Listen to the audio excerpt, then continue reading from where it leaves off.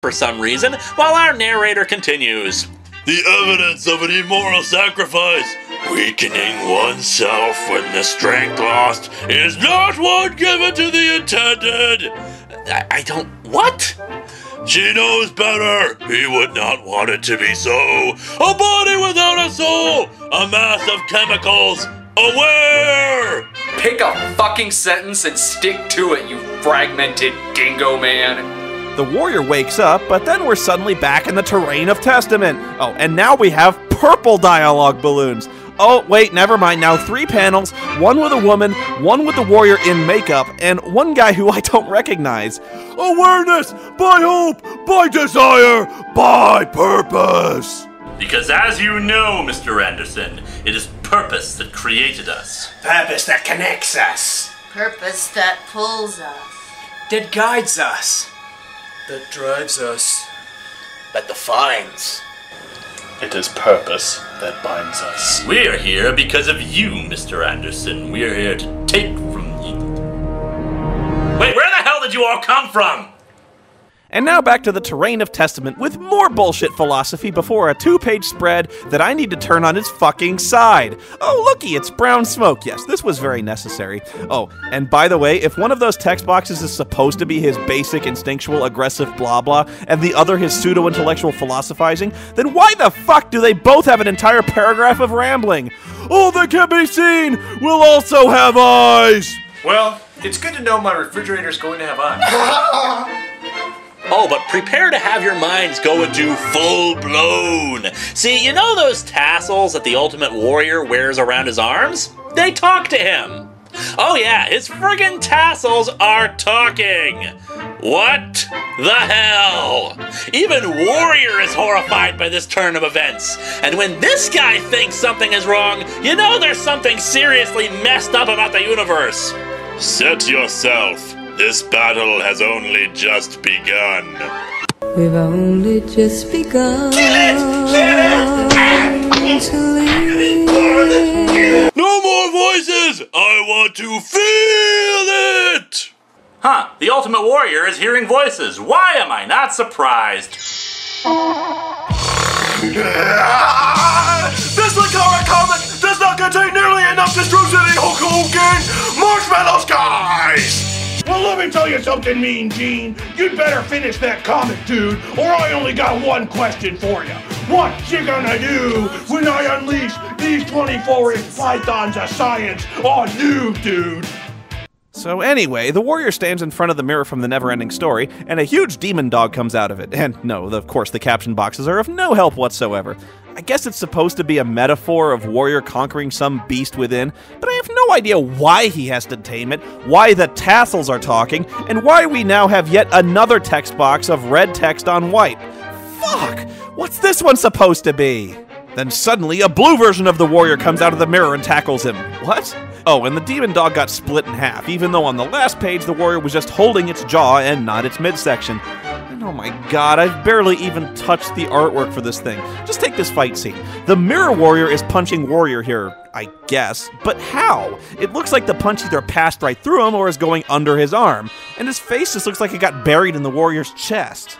And then the next panel, we see an actual punch, but the Mirror Warrior's biceps have gotten so wide they're as big as his chest. And do I even want to know what's going on with his legs? Oh, and the warrior's arm looks like it's been severed from the punch since the hand is just floating in midair while the arm is missing and not even connected to his body. My god, this comic blows! I can't believe anybody let this thing see print! Much less 4 issues of it! Joe, what the hell are you doing? I went to take a bathroom break for a minute, now you're doing my review?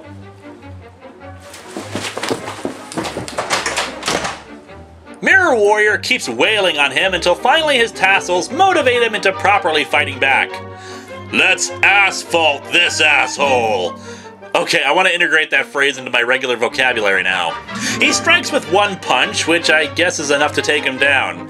The Mirror Warrior starts glowing a bright green and, forms a star child? What in the holy hell?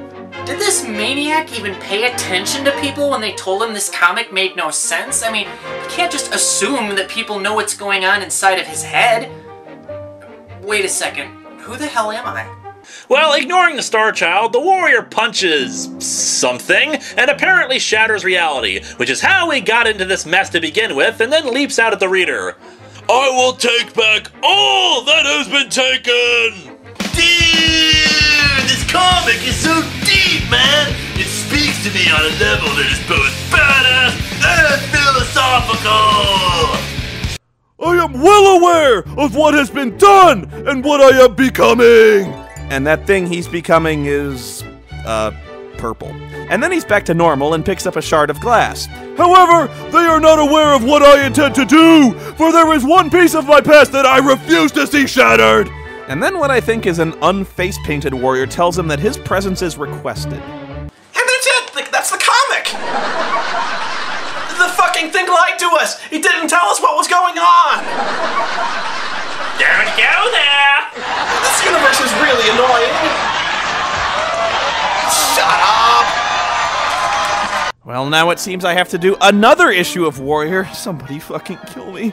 Issue 3 opens with yet another introduction that I'm guessing is trying to explain everything, but the dipshits once again don't know how colors work because it's white on intermixing black and gold. So of course half the time I can't read it for fear that my eyes may start to bleed.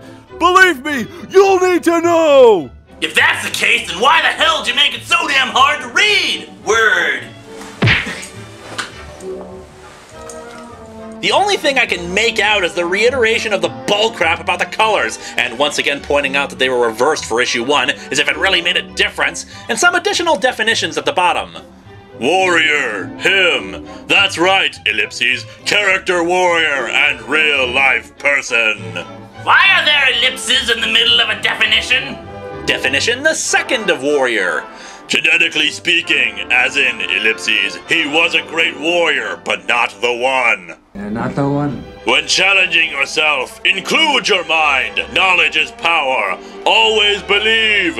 Warrior! Wait, was he talking to himself there? This issue opens with the warrior apparently waking up from his coma. Great, I guess that means no more Terrain of Testament nonsense, right? Right? Anyway, as he's wheeled out of the hospital by, people he knows, I guess, a little kid tries to get his autograph, but he snaps at the kid and his eyes are on fire. Our hero, ladies and gentlemen.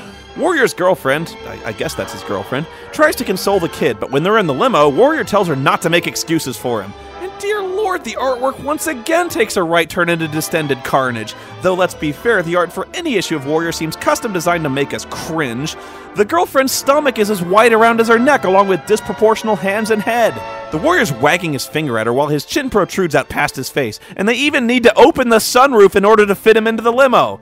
Okay, look, the Ultimate Warrior was a pretty big guy, but he wasn't a fucking giant. The warrior returns home, and a butler or someone tries to give him a wheelchair, but naturally the Ultimate Warrior's not done being a dick. He kicks it into orbit while yelling, "Are you fucking kidding me?" Wheelchairs are tools of evil and we shall stop them for great justice. I know! From what I can tell, this is supposed to be some evil version of the warrior, like he's possessed or something. He leaves his girlfriend, and we see that the real Ultimate Warrior is still on the Terrain of Testament.